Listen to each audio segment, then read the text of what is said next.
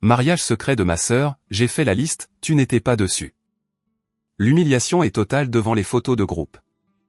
Une semaine plus tard, elle réclame le loyer habituel.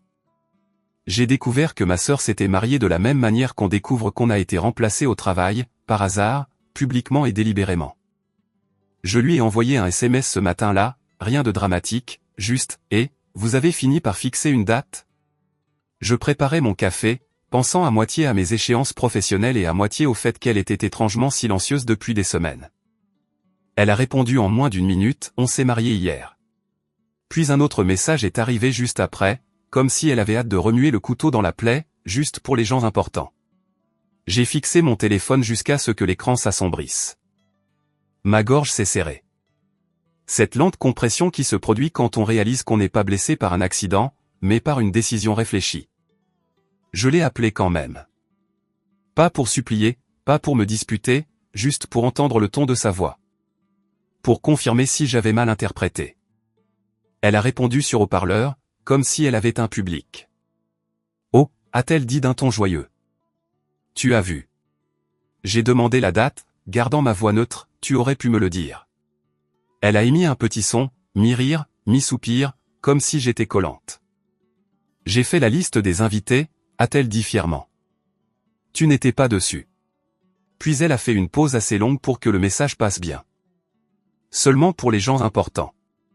Je ne lui ai pas demandé ce que j'étais si je n'étais pas de la famille. Je n'ai pas demandé pourquoi. J'avais appris à la dure que demander pourquoi à ma sœur ne lui donnait que plus d'espace pour faire son spectacle. Alors, j'ai dit, d'accord. Et j'ai raccroché avant qu'elle ne puisse entendre ma respiration changer. 10 minutes plus tard, le groupe WhatsApp de la famille s'est illuminé comme une machine à sous. Photo après photo. Elle en blanc ou son nouveau mari souriant de toutes ses dents. Une pyramide de champagne. Une rangée de visages souriants.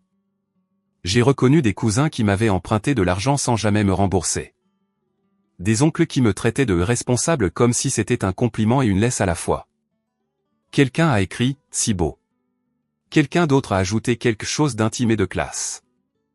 Ma sœur a posté un selfie avec une légende qui semblait viser directement mon visage, seulement pour les gens importants. Je me suis assise à ma table de cuisine, mon café refroidissant, et je me suis autorisé à ressentir la chose à petite dose contrôlée. L'humiliation, la colère, cette vieille sensation familière d'être la seule personne de la famille qu'on pouvait utiliser sans aimer. Parce que voici la partie qu'aucun d'entre eux n'aime dire à voix haute, j'étais l'aîné, et c'est moi qui ai hérité de la majeure partie de la succession de grand-père. Non pas parce que j'étais avide, mais parce que j'étais celle qui est restée.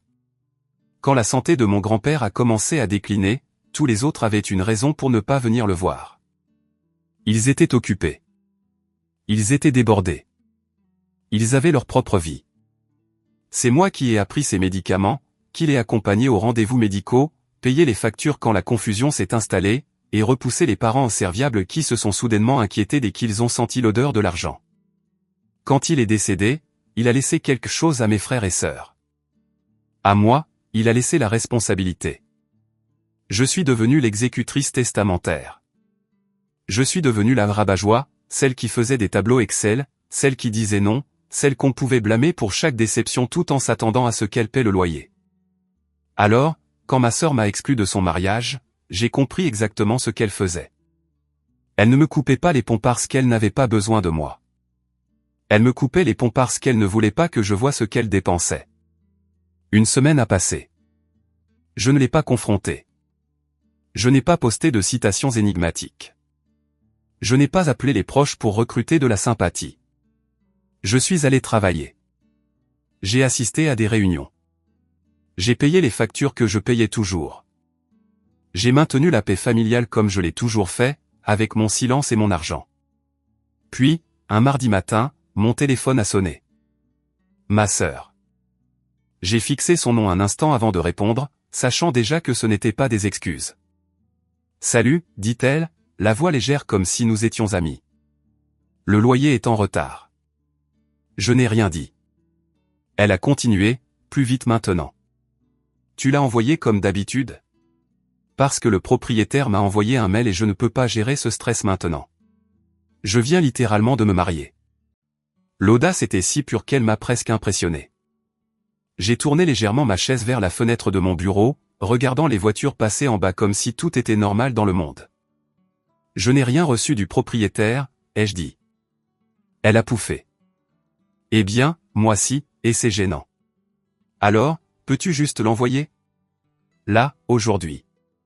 Son ton avait ce tranchant familier. Elle ne demandait pas, elle réclamait son dû. J'ai ouvert mon ordinateur portable, non pas parce que je la croyais, mais parce que j'avais besoin d'une trace. Je me suis connecté au portail de gestion immobilière de l'appartement où elle vivait. Le bail n'était pas à son nom. Il était au mien. Il le fallait. Il y a 2 ans, elle m'avait supplié de me porter garante car elle ne pouvait pas passer les vérifications de solvabilité. J'avais accepté comme une idiote parce que la dernière phrase de mon grand-père dans mon oreille avait été « Prends soin d'eux quand je ne serai plus là ». J'ai cliqué sur l'historique des paiements. Payé. Payé. Payé. Puis je l'ai vu. Le paiement de ce mois-ci, rejeté. Pas pour provision insuffisante, pas parce que je l'avais oublié. Rejeté parce que la destination du paiement avait été modifiée. Je me suis penché, scannant les détails des yeux. Il y avait une petite note à côté de la ligne de rejet, le genre de note administrative que la plupart des gens ne remarquent jamais, coordonnées bancaires, RIB, mise à jour. Autorisation en attente. Autorisation en attente. La voix de ma sœur était toujours dans mon oreille. Allô? Tu es là? Oui, ai-je dit calmement. Qui t'a dit que c'était en retard? Le propriétaire, a-t-elle claqué. Je viens littéralement de te le dire. Je regarde le portail, ai-je répondu, toujours contrôlé. Le paiement n'est pas passé parce que quelqu'un a mis à jour les coordonnées bancaires. Il y a eu une demi-seconde de silence sur la ligne. Puis elle a ri trop vite. Oh mon Dieu, Éléonore. C'est sûrement juste un bug du système. Arrête de rendre tout bizarre. Un bug du système. C'était sa phrase préférée quand elle ne voulait pas que je regarde de trop près. J'ai cliqué sur l'onglet d'audit, la petite icône en forme d'horloge. Un journal s'est ouvert et mon estomac s'est noué. Parce que cela ne disait pas que les coordonnées avaient été changées par la gestion immobilière. Cela disait qu'elles avaient été changées par un payeur autorisé ajouté au compte. Ajouté hier, avec un eurodatage précis à la minute près. Je n'ai pas encore parlé. J'ai juste fait défiler. La voix de ma sœur est devenue aigre. Tu fais sérieusement ça maintenant? Je demande une seule chose.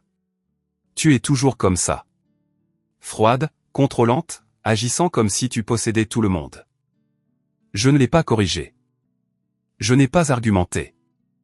J'ai juste demandé très doucement, pourquoi étais-tu sur mon compte hier? Quoi, a-t-elle aboyé? J'ai fixé la ligne du journal, la lisant une fois de plus pour m'assurer que mes yeux ne mentaient pas. Payeur autorisé ajouté, demande soumise, en attente de vérification. Et à côté, un nom. Pas le mien. Le sien. J'ai senti mon pouls frapper fort une fois, puis s'installer dans quelque chose de régulier et lourd, le genre de calme qui n'apparaît que lorsque la menace devient claire. Ma sœur a essayé de rire à nouveau. Éléonore, tu es dramatique.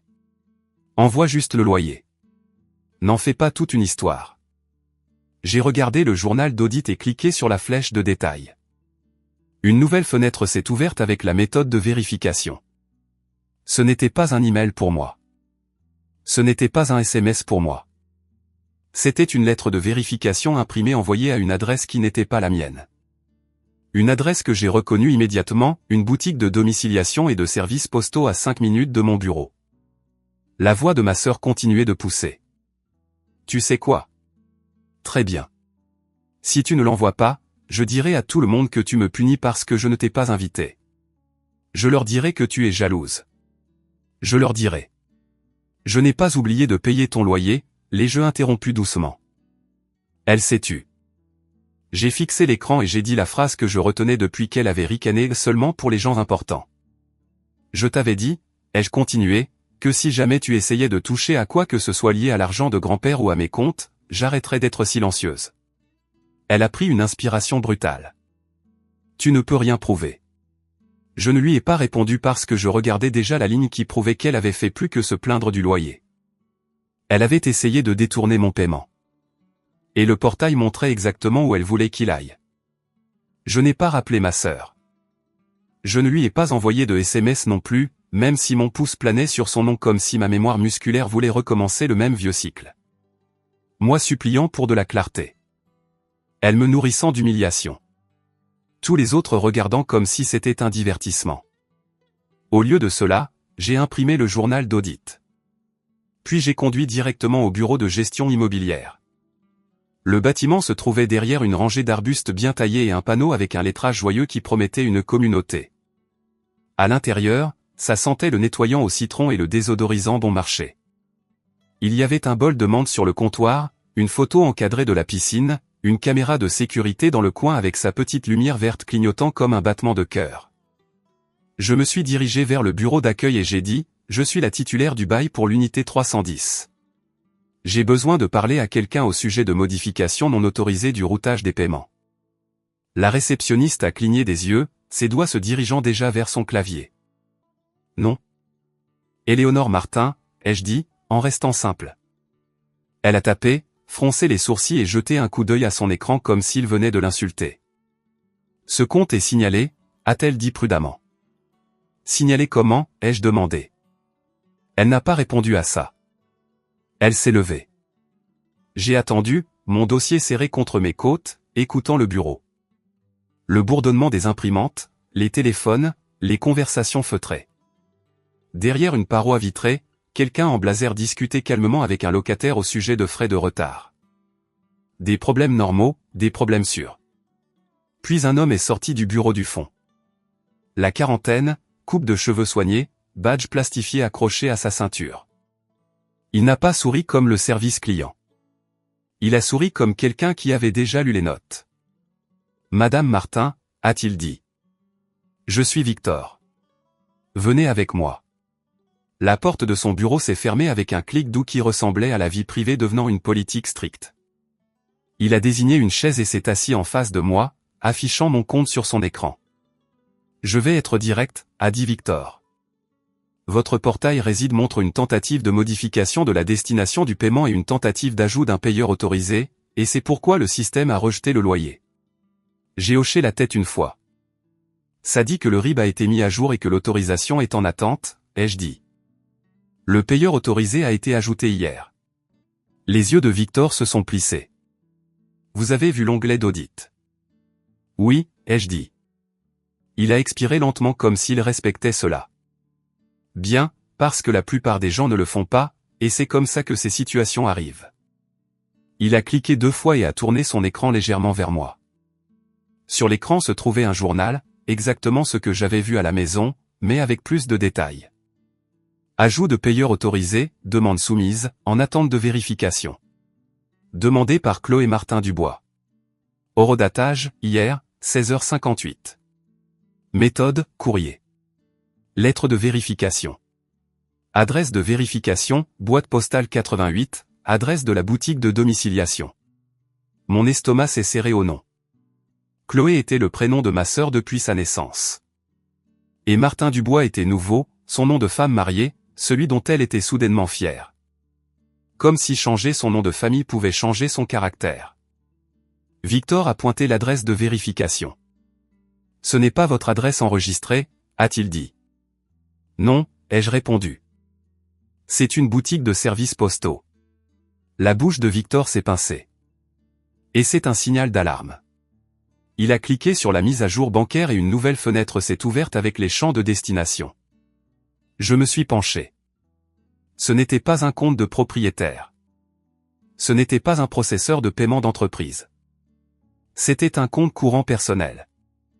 Nouveau titulaire du compte de destination, Chloé Martin Dubois. Institution, Banque du Crédit Maritime. Type de compte, chèque personnel. Pendant une seconde, ma poitrine s'est vidée. Elle n'avait pas essayé de régler le loyer. Elle avait essayé de rediriger mon paiement vers son propre compte pour ensuite m'appeler comme si je l'avais laissé tomber, afin que je paie 2 fois, une fois dans sa poche, une fois au propriétaire, pendant qu'elle gardait les mains propres et un visage innocent. Victor a regardé mon expression changer et a dit doucement, « Connaissez-vous cette personne ?» Oui, ai-je dit. C'est ma sœur. Les sourcils de Victor se sont levés d'une fraction. Donc, c'est un problème familial interne. Non, ai-je corrigé calmement. C'est une fraude utilisant un lien familial. Victor n'a pas contesté. Il a juste hoché la tête une fois, comme si la différence comptait pour lui aussi. Est-elle venue ici, ai-je demandé. Victor a cliqué sur un autre onglet. La demande a été soumise depuis la borne libre-service de notre bureau, a-t-il dit. Dans la zone d'accueil, pas depuis votre connexion personnelle à domicile. J'ai eu froid dans le dos. Donc, elle s'était tenue dans ce bureau et l'avait fait. La voix de Victor est restée stable. Oui, hier après-midi. Je me suis rassise, forçant mes épaules à se détendre. Montrez-moi ce qu'elle a soumis, ai-je dit.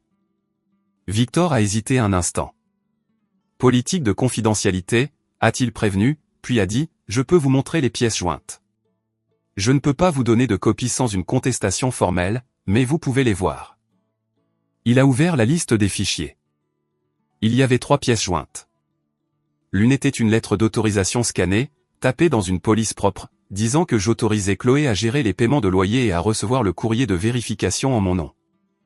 Elle avait une signature en bas qui ressemblait à mon nom de la façon dont mon nom apparaît quand quelqu'un ne l'a vu que sur un écran. La deuxième pièce jointe était une photo de mon permis de conduire.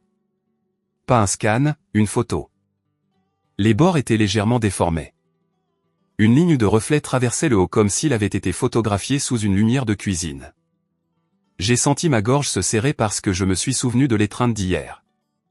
La façon dont elle s'était penchée trop près. La façon dont sa main avait effleuré mon sac. Décontracté, entraîné. Victor a zoomé sur les métadonnées du fichier. Cela a été capturé sur un téléphone, a-t-il dit, et son ton me disait qu'il avait déjà vu ça, puis téléchargé via notre borne. J'ai gardé ma voix basse. Le troisième ? Victor a cliqué sur une photo d'un relevé d'identité bancaire, RIB, falsifié. Mon RIB, celui que j'utilisais pour payer le loyer chaque mois. Sauf que l'IBAN en bas avait été modifié, légèrement flou à un endroit, comme si quelqu'un avait masqué et remplacé les chiffres. Pas assez bien pour tromper une banque. Assez bien pour tromper un employé immobilier distrait. Victor l'a fixé une longue seconde, puis m'a regardé. C'est pourquoi notre système a signalé le changement, a-t-il dit. Cela ne correspondait pas à votre schéma habituel et la destination était un compte personnel. J'ai hoché la tête une fois. Mon visage est resté neutre, mais je pouvais sentir la chaleur derrière mes yeux, pas des larmes, de la colère, le genre froid. Victor s'est penché en arrière et a dit, « Et voulez-vous que nous traitions cela comme une tentative d'accès non autorisé ?» Oui, ai-je répondu immédiatement. Il n'a pas demandé si j'étais sûr. Il a juste sorti un formulaire d'un tiroir et l'a fait glisser sur le bureau. « Signez ici », a-t-il dit. Cela gèle toutes les modifications de compte jusqu'à ce que vous vérifiez en personne. Cela déclenche également notre examen interne des incidents. J'ai signé. Mon stylo n'a pas tremblé. Victor a tapé pendant que je signais, puis a cliqué sur quelque chose qui a fait un petit carillon.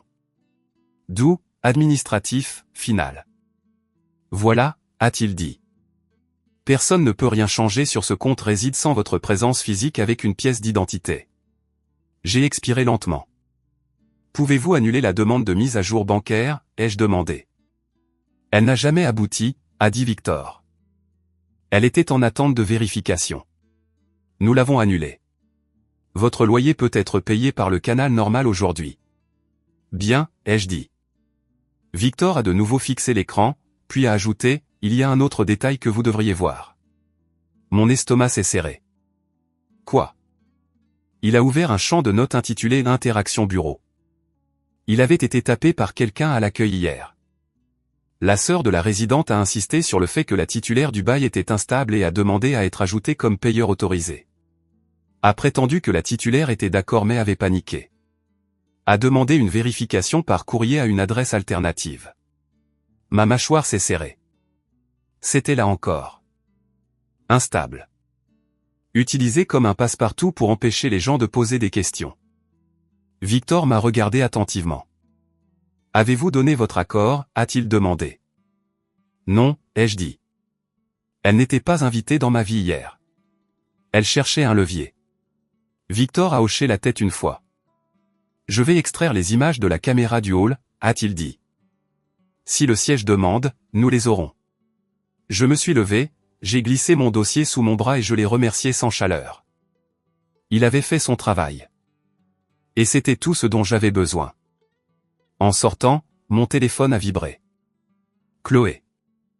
J'ai laissé sonner. Puis une autre vibration. Un SMS, tu veux vraiment faire ça à la dure? Je n'ai pas répondu.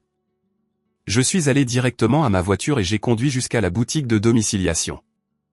C'était un endroit dans un petit centre commercial beige avec une enseigne poste et service au néon dans la vitrine et une cloche qui sonnait quand on ouvrait la porte.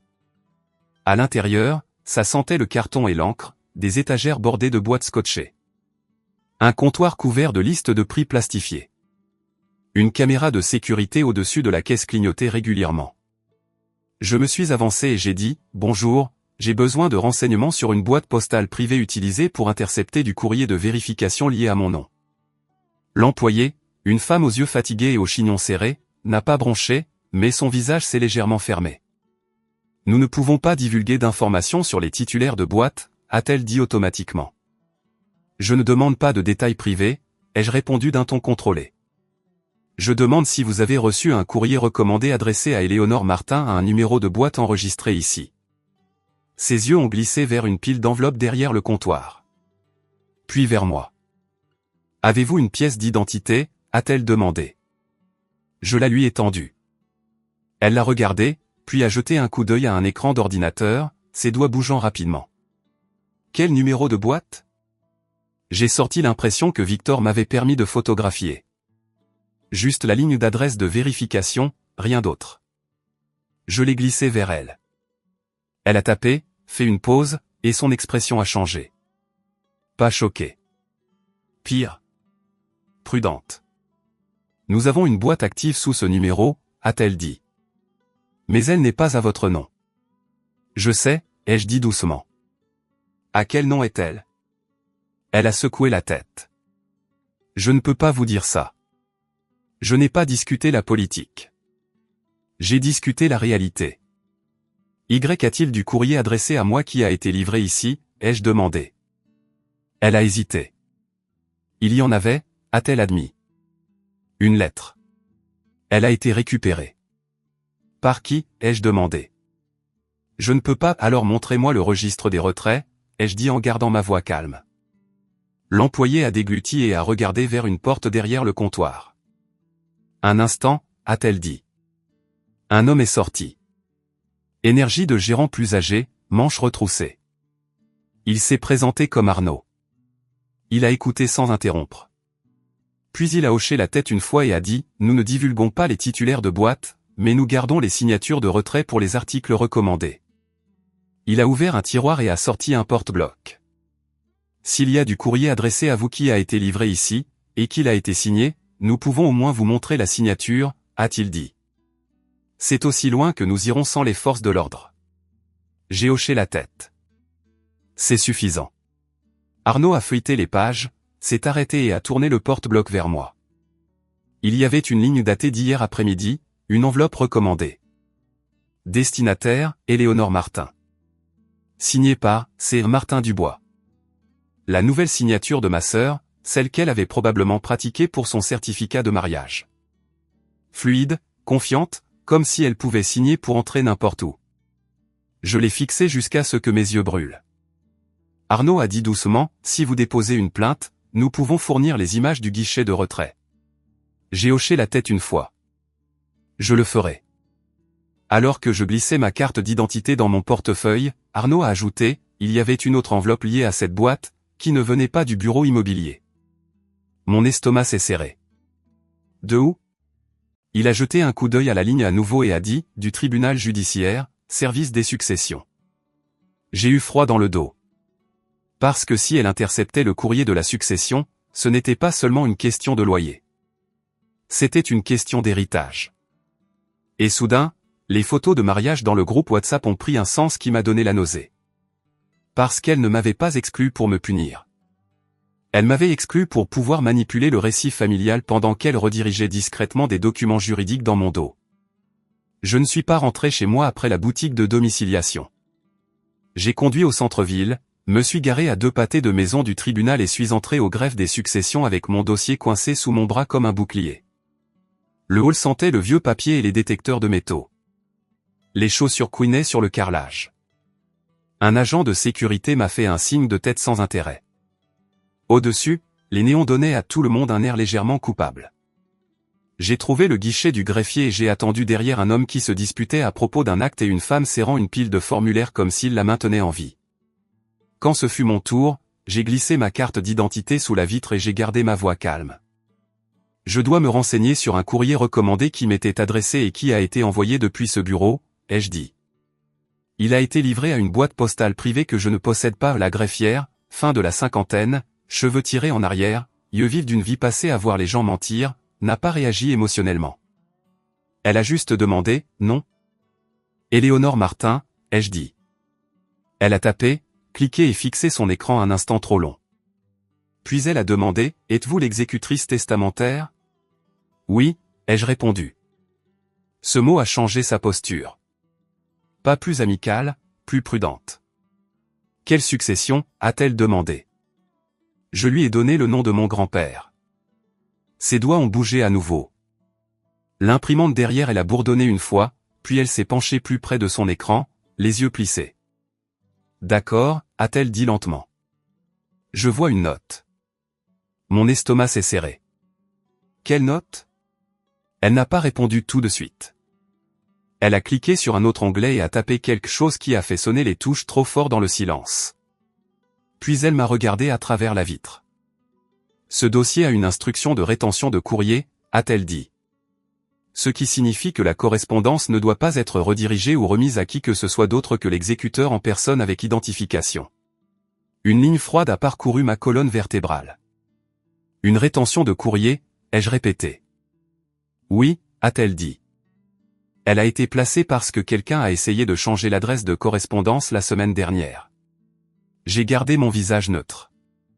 Vers une boîte postale privée, ai-je dit. Les yeux de la greffière ont cligné une fois, et ce minuscule mouvement m'a dit que j'avais deviné juste. Elle a tourné son écran légèrement. Pas complètement.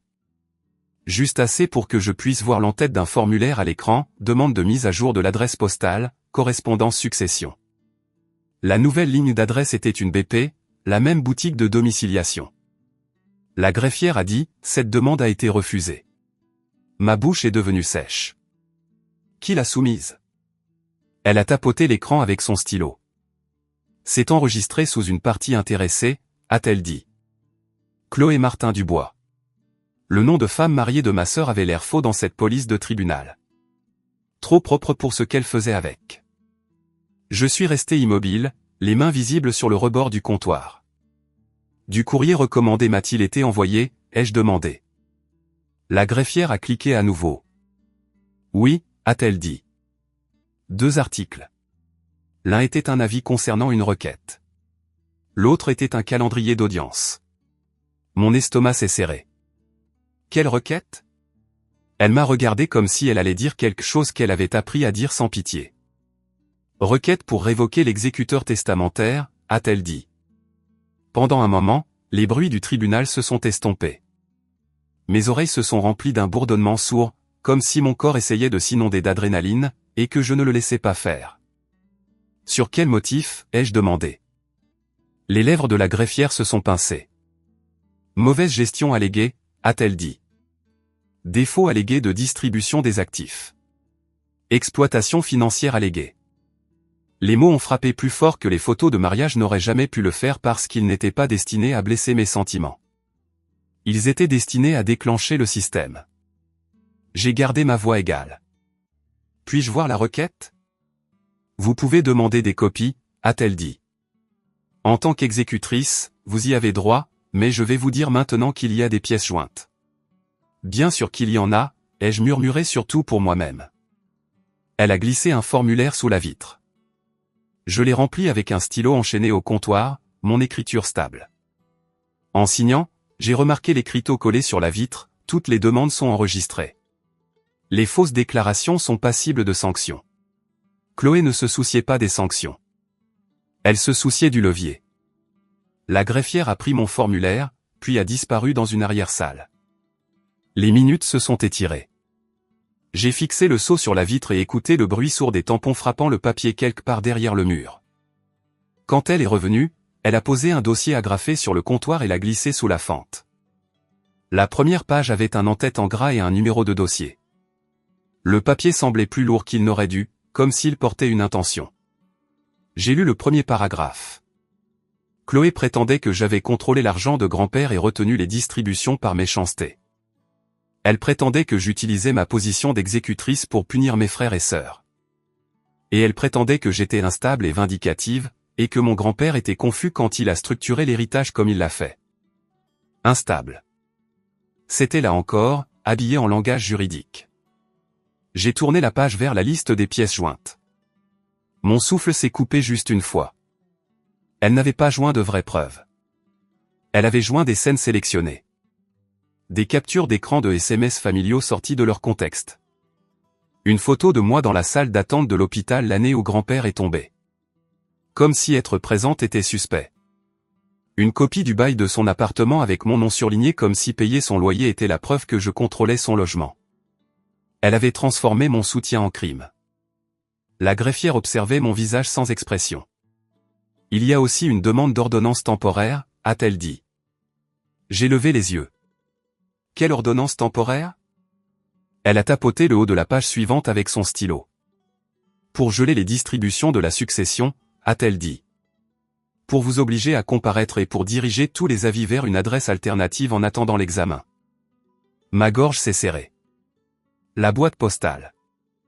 La greffière a hoché la tête. Refusé, a-t-elle dit, à cause de la rétention de courrier. J'ai expiré lentement. Donc, le tribunal savait déjà que quelqu'un essayait d'intercepter le courrier. Oui, a-t-elle dit, et pour la première fois, son ton portait la plus faible pointe d'irritation en ma faveur. J'ai tourné la dernière page. C'est là que Chloé avait signé sous peine de parjure avec la même signature fluide de femme mariée que je venais de voir sur le registre de retrait de la boîte postale. Mais ce qui a fait tomber mon estomac n'était pas la signature. C'était le numéro de téléphone de contact indiqué. Parce qu'elle n'avait pas mis le sien. Elle avait mis celui de ma mère. La même femme qui avait souri sur les photos de mariage et qui me traitait de contrôlante depuis que j'étais assez vieille pour dire non. J'ai levé les yeux vers la greffière. L'avis d'audience, ai-je dit. C'est pour quand ? Elle a tiré une autre feuille de sa pile et l'a glissée vers l'avant. C'était prévu pour la semaine suivante. Tôt le matin, comparution obligatoire. Et en bas, en petits caractères, il y avait une ligne qui m'a glacé le sang, le défaut de comparution peut entraîner la suspension temporaire de l'autorité exécutive en attendant l'examen. Ma sœur n'essayait pas seulement de m'embarrasser. Elle essayait de prendre les clés de toute la succession. J'ai rassemblé les papiers soigneusement comme s'ils pouvaient me couper si je bougeais trop vite. J'ai besoin des métadonnées du dépôt, ai-je dit. L'heure à laquelle cela a été soumis est d'où ? La greffière a hoché la tête une fois, a cliqué à nouveau et a imprimé une seule page. Elle l'a glissée sous la vitre. Soumis hier. 17h22. Méthode, borne de dépôt électronique. Lieu, terminal libre-service du tribunal. Hier. Pendant que le groupe WhatsApp explosait de photos de mariage, pendant que le nouveau nom de famille de ma sœur recevait des cœurs et des félicitations. Pendant que j'étais assise seule dans ma cuisine à regarder tout le monde célébrer une fête que j'avais payée de façon qu'il n'admettrait jamais, Chloé était à la borne du tribunal en train de déposer une requête pour me destituer de mon rôle d'exécutrice. Et puis elle m'a appelé la semaine suivante en faisant semblant que c'était une histoire de loyer. Elle voulait deux choses à la fois, l'argent et le contrôle de l'histoire. Je suis sorti du tribunal avec le dossier dans les mains et son poids dans mes côtes. Dehors, le ciel semblait trop lumineux pour ce que je venais de lire. Les voitures bougeaient. Les gens riaient. Un vendeur de rue vendait des sandwichs comme si le monde n'était pas bâti sur de la paperasse et du timing.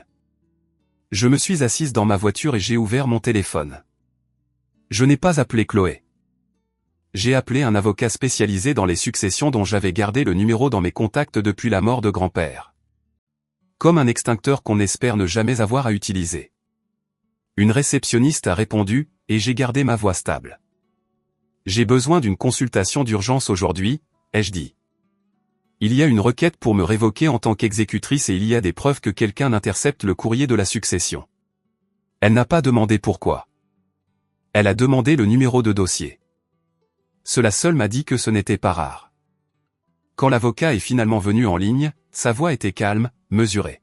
« Madame Martin, a-t-il dit, donnez-moi la version courte. » Alors je l'ai fait. Le mariage, l'appel pour le loyer, le journal du portail, la signature de la boîte postale, la requête, la rétention de courrier. Il y a eu une pause à l'autre bout, puis une inspiration silencieuse. « Elle a déposé hier, a-t-il demandé. »« Oui, ai-je dit. »« Et elle a utilisé une demande d'adresse alternative, a-t-il demandé. »« Oui. »« Alors nous répondons aujourd'hui, a-t-il dit. » Nous déposons un avis de tentative de fraude concernant la signification et l'interception de courrier. Nous demandons des sanctions et nous demandons que tous les futurs avis nécessitent une vérification en personne pour vous uniquement. Ma poigne s'est resserrée sur le volant. Peut-on arrêter l'audience? On ne peut pas l'arrêter, a-t-il dit. Mais on peut changer ce que le juge trouvera en entrant. J'ai regardé les portes du tribunal. Les gens entraient et sortaient comme si rien de tout cela n'avait d'importance. Que dois-je faire maintenant, ai-je demandé. Apportez-moi tout, a-t-il dit. Les journaux du portail immobilier, la signature de retrait de la boîte postale et ce dossier de requête. Je l'ai, ai-je dit. Bien, a-t-il répondu. Et Éléonore, ne payez rien d'autre pour votre sœur. Pas de loyer. Pas de charge. Rien. Elle construit une histoire où vous êtes le contrôleur. Nous allons retourner cette histoire pour montrer ce qu'elle est vraiment, une tentative de fraude bancaire et une tentative d'ingérence dans la succession. J'ai dégluti, gardant ma respiration lente. Il y a encore une chose, ai-je dit. Quoi, a-t-il demandé. Ma sœur a signé sous peine de parjure, ai-je dit. Et elle a indiqué le numéro de téléphone de ma mère comme contact. L'avocat est resté silencieux un instant, puis a dit, c'est de la coordination. Je n'ai pas répondu. Je n'avais pas besoin de le faire parce que mon téléphone s'est allumé à nouveau. Un autre SMS de Chloé. Si tu n'envoies pas le loyer aujourd'hui, je dirai à tout le monde ce que tu as fait avec l'argent de grand-père.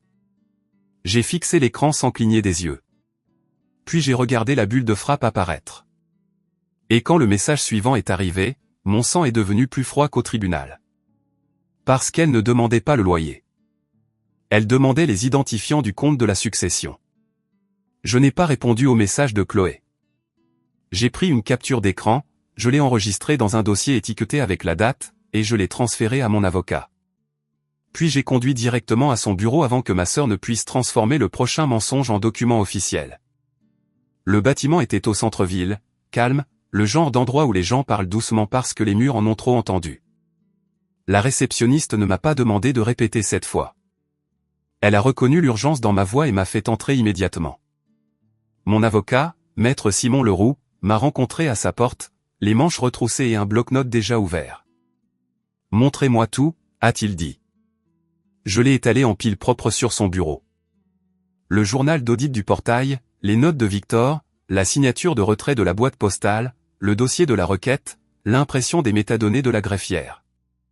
J'ai fait glisser mon téléphone avec les captures d'écran des SMS de Chloé.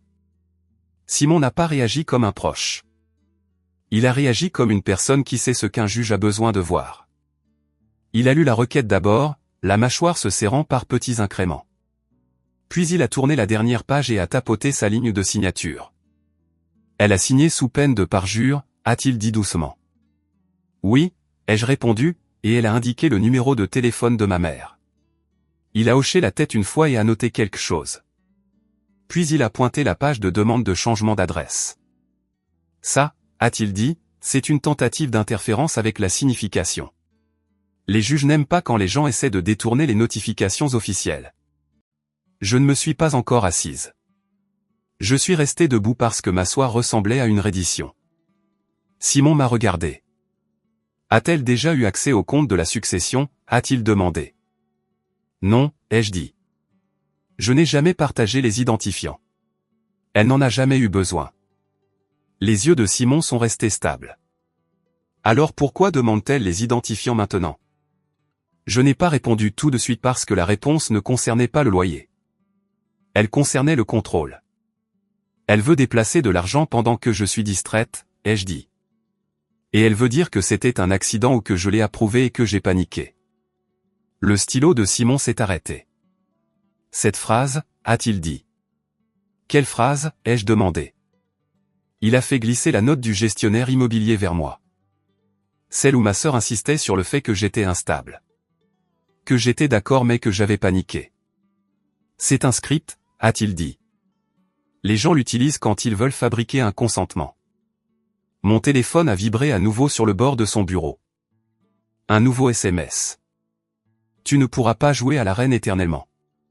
Soit tu me donnes les identifiants, soit je montre au tribunal ce que tu as caché. Simon n'a pas touché le téléphone, il a juste fait un signe de tête vers lui. Bien, a-t-il dit. Ma gorge s'est serrée. Qu'est-ce qu'on dépose, ai-je demandé.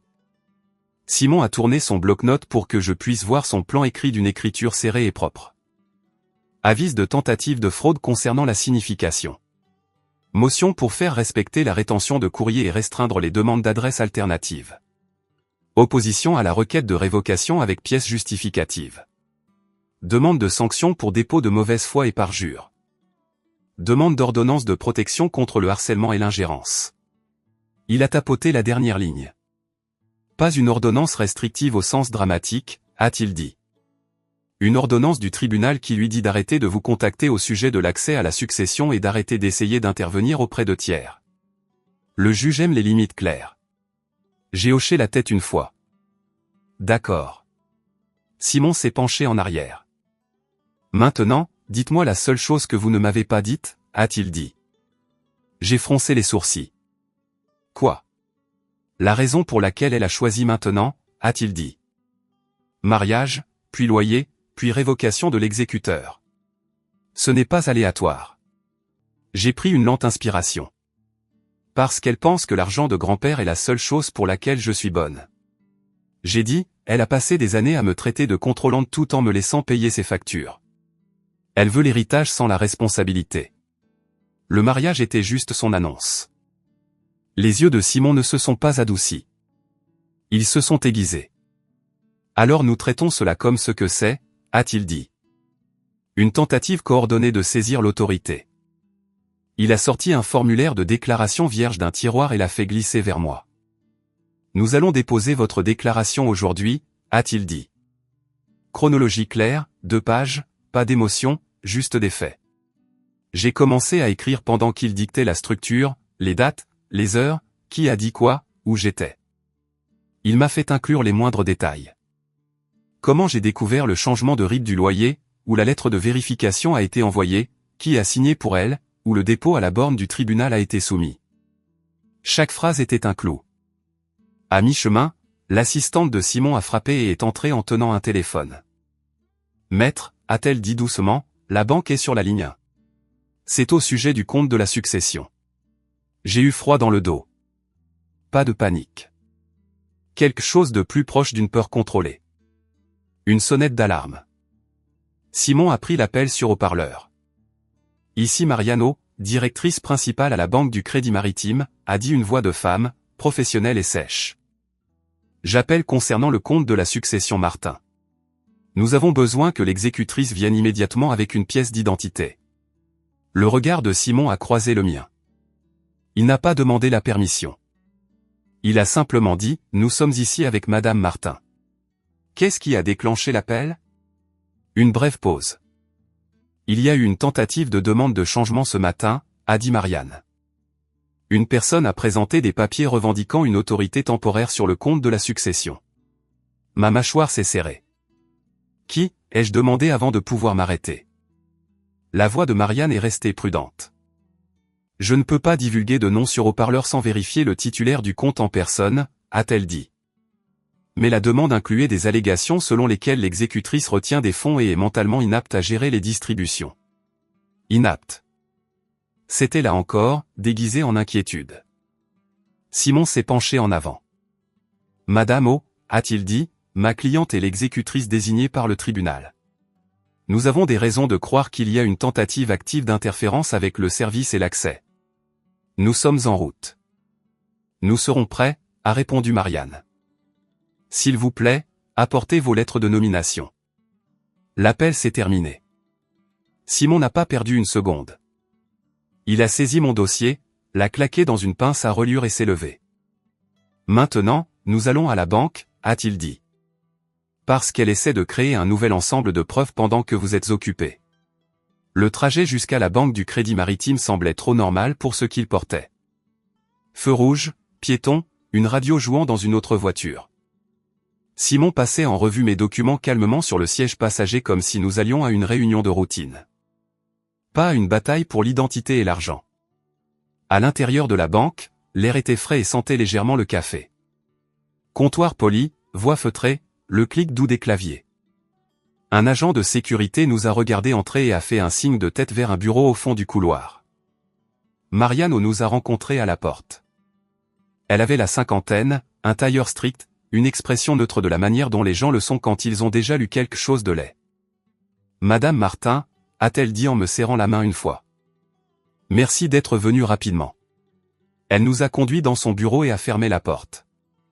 Sur son bureau se trouvait un dossier fin déjà ouvert et une copie imprimée de quelque chose qui ressemblait à un dépôt judiciaire. Marianne ne s'est pas assise immédiatement. Avant de continuer, a-t-elle dit, je dois vérifier votre identité et votre statut d'exécuteur. Je lui ai tendu ma carte d'identité et mes documents officiels. Elle les a scannés, a comparé mon visage, puis a hoché la tête. D'accord, a-t-elle dit. Vous êtes l'exécutrice enregistrée. Qui est venu, ai-je demandé, gardant ma voix plate. Marianne n'a pas répondu tout de suite. Elle a tourné son écran pour que je puisse voir les notes internes. Ce matin, a-t-elle dit. Une femme est arrivée avec un certificat de mariage, une copie du certificat de décès de votre grand-père, et un document intitulé « Autorisation familiale ». Elle a prétendu qu'elle était une partie intéressée et qu'elle avait besoin d'aider parce que vous étiez instable. La mâchoire de Simon s'est serrée. Et vous avez refusé, a-t-il dit. Nous n'avons pas accordé l'accès, a répondu Marianne. Mais elle a tenté d'initier une demande de changement de signataire et a exigé que nous gelions le compte jusqu'à ce que le tribunal vous révoque. Ma poitrine s'est serrée. A-t-elle apporté une ordonnance du tribunal? Elle. Les yeux de Marianne se sont plissés. Elle a apporté ce qu'elle a dit être une ordonnance temporaire, a-t-elle dit. Une impression. Pas de sceau, pas de tampon du greffe, pas de signature de juge. Elle a glissé l'impression vers nous. Elle était titrée comme si elle appartenait à un tribunal, mais ce n'était pas propre. La mise en forme était légèrement décalée. Le numéro de dossier manquait d'un chiffre, et la ligne de signature en bas était vide, juste un nom tapé là où une signature devrait être. Simon a tapé une fois sur la page du doigt. C'est une contrefaçon, a-t-il dit doucement. Marianne a hoché la tête. C'était notre évaluation, a-t-elle dit. Mais il y a plus. Elle a cliqué sur un autre onglet et a affiché le journal des incidents de la banque. Quand elle a été refusée, a-t-elle dit, elle a essayé un angle différent. Elle a tenté de s'inscrire à l'accès en ligne en utilisant les informations de profil de votre succession. Cela a déclenché nos contrôles antifraude. Mon estomac s'est retourné. D'où? Le regard de Marianne a tenu le mien. Depuis la borne libre-service du hall, a-t-elle dit. Ici, dans cette agence. Simon s'est penché en avant. Avez-vous la caméra, a-t-il demandé. Marianne a hoché la tête et a tapoté le téléphone de son bureau. Sécurité, j'ai besoin du flux du hall de ce matin.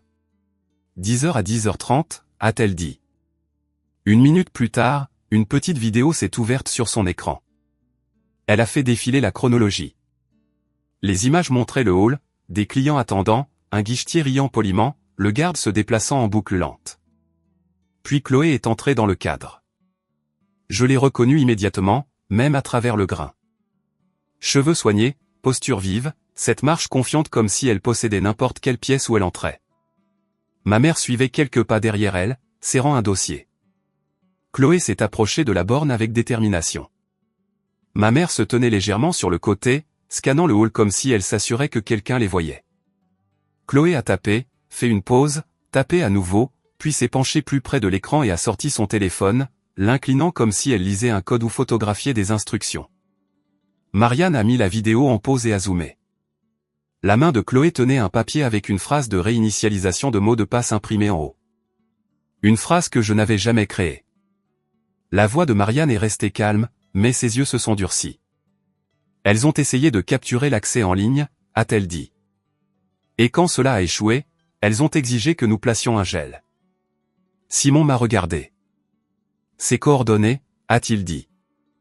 Je n'ai pas répondu parce que mon téléphone a vibré à nouveau dans ma poche comme une pulsation. Je l'ai sorti et j'ai vu un nouveau message de Chloé. Ce n'était pas une menace cette fois. C'était une capture d'écran. Une page de confirmation de la borne de dépôt électronique du tribunal horodaté montrant qu'une motion d'urgence venait d'être soumise. Et en dessous, dans son message, elle a écrit « Tu n'es plus l'exécutrice. Vérifie le compte dans 1 heure. » Je n'ai pas ressenti de colère en lisant le message de Chloé. J'ai ressenti une petite peur contrôlée, subtile, aiguë, parce qu'elle ne bluffait pas sur le fait d'essayer. Elle bluffait sur le fait de réussir. Marianne m'a regardé le lire, puis a dit « Cette capture d'écran ne signifie pas qu'il y a une ordonnance. » Simon s'est penché plus près. « Madame, a-t-il dit, pouvez-vous confirmer si une ordonnance du tribunal a été signifiée à cette agence ?» L'expression de Marianne est restée neutre, mais ses yeux se sont durcis. « Aucune ordonnance n'a été signifiée, a-t-elle dit. Pas de sceau, pas de signature de juge, pas de tampon de greffier. Et même si une motion d'urgence a été déposée, un dépôt n'est pas une autorité. » J'ai expiré lentement. Marianne a continué. « Cependant, parce que votre compte de succession est maintenant une cible, je place une restriction de protection dessus. Pas de virement sortant, pas de nouvelle inscription en ligne, et pas de changement de signataire à moins que vous ne vous présentiez en personne avec une pièce d'identité. Cela inclut toute personne prétendant être de la famille. » Elle a cliqué sur quelque chose sur son écran et le système a émis un petit carillon qui ressemblait à une porte de coffre-fort qui se fermait. Chloé voulait la panique. Ce qu'elle a obtenu, c'est la procédure. Simon n'a pas laissé le moment respirer. Il s'est tourné vers moi. « Nous vérifions le dossier maintenant, » a-t-il dit. Il a appelé le bureau du greffier des successions pendant que Marianne imprimait un résumé du journal des incidents. Tentative de demande de changement de signataire. Faux ordre temporaire présenté. Tentative d'inscription en ligne échouée et les horodatages exacts. Marianne a ajouté une page de plus. Des arrêts sur image de la caméra du hall, horodaté, montrant Chloé à la borne avec ma mère planant derrière elle. Pendant que Simon parlait au téléphone, j'ai regardé cette image fixe et j'ai senti quelque chose s'installer dans ma poitrine. Elles ne se cachaient plus. Elles agissaient au grand jour parce qu'elles supposaient que je ne bougerais pas plus vite que leur confiance. Simon a écouté, a demandé le numéro de dossier, puis a demandé les détails du dépôt. Sa voix est restée calme, mais je pouvais entendre l'acier dedans maintenant, et il a mis fin à l'appel et m'a regardé. « Elle a déposé une motion d'urgence, » a-t-il dit. « Ce matin. Terminal libre-service. Pas d'ordonnance accordée. Pas encore d'audience, mais elle a demandé la suspension temporaire de votre autorité en attendant l'examen. » Ma mâchoire s'est serrée. Et elle me dit que je ne suis plus exécutrice. Simon a hoché la tête une fois. « Ce qui est de la coercition, » a-t-il dit. Et si elle a présenté une fausse ordonnance à la banque, c'est un problème distinct. Nous allons au tribunal. Marianne a ajouté, nous coopérons avec les forces de l'ordre si on nous le demande, sur le même ton qu'elle utiliserait pour décrire la météo, parce que c'est un comportement frauduleux. Sur le trajet, Simon n'a pas essayé de me réconforter. Il a construit le dossier. Il m'a fait transférer le message de Chloé et vérifier le compte dans 1 heure à une adresse email de preuve de son cabinet. Il m'a fait écrire une courte chronologie sur mon téléphone. Exclusion du mariage. Appel pour le loyer. Tentative de routage du portail. Signature de retrait de la boîte postale. Requête de révocation de l'exécuteur. Tentative à la banque avec fausse ordonnance. Capture d'écran de la motion d'urgence. Chaque ligne se terminait par 1 heure. Au tribunal, nous sommes passés par la sécurité et dans la file du greffier des successions à nouveau. Le même bourdonnement fluorescent. Le même saut derrière la vitre. La même greffière aux cheveux tirés et aux yeux vifs. Simon a glissé sa carte professionnelle et nos dépôts sous la fenêtre. Nous avons besoin d'une réponse d'urgence déposée aujourd'hui, a-t-il dit. Et nous avons besoin que les métadonnées du dépôt électronique et les tentatives de signification soient préservées. Les yeux de la greffière ont parcouru les documents et se sont plissés. C'est la succession Martin, a-t-elle dit. Oui, ai-je répondu. Elle a tapé, cliqué, et sa posture a changé. Plus prudente, plus sérieuse. La motion d'urgence est dans la file d'attente, a-t-elle dit. Aucune ordonnance n'a été émise. La voix de Simon est restée polie. Nous avons besoin de cela par écrit, a-t-il dit. La greffière a imprimé un aperçu du dossier et l'a glissé sous la vitre. Il montrait la motion comme en attente, rien de plus. Puis elle a ajouté, il y a autre chose. Mon estomac s'est serré. Quoi? Elle a tourné son écran légèrement. Elle a demandé que les avis soient envoyés à une boîte postale privée à nouveau, a-t-elle dit. Refusé à nouveau. La rétention est toujours active. J'ai ressenti une satisfaction amère et silencieuse. Le système se souvenait, même si ma famille faisait semblant de ne pas le faire. Simon a hoché la tête une fois. Maintenant, les métadonnées, a-t-il dit. La greffière a cliqué sur une vue détaillée et a imprimé une autre page. Elle listait l'heure de soumission, l'emplacement du terminal et les identifiants utilisateurs utilisés pour déposer à la borne libre-service. Et là, à l'encre noire, se trouvait le nom de Chloé.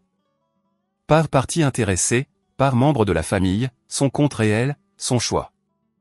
Simon a tapoté la page une fois. C'est ce dont le juge a besoin, a-t-il dit. Nous avons déposé notre réponse et une demande de sanction, en joignant tout, le journal d'audit du portail immobilier, la signature de retrait de la boîte postale, la note du gestionnaire immobilier sur mon instabilité, le résumé de l'incident bancaire, les images de la caméra du hall. Les SMS exigeant l'accès et prétendant que j'avais été révoqué.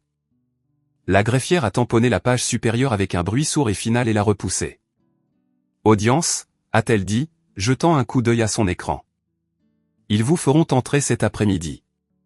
2 heures plus tard, nous nous tenions dans un couloir devant une salle d'audience au tapis bleu délavé et au vieux banc en bois. Mes mains restaient détendues sur mes côtés. Je gardais ma respiration lente.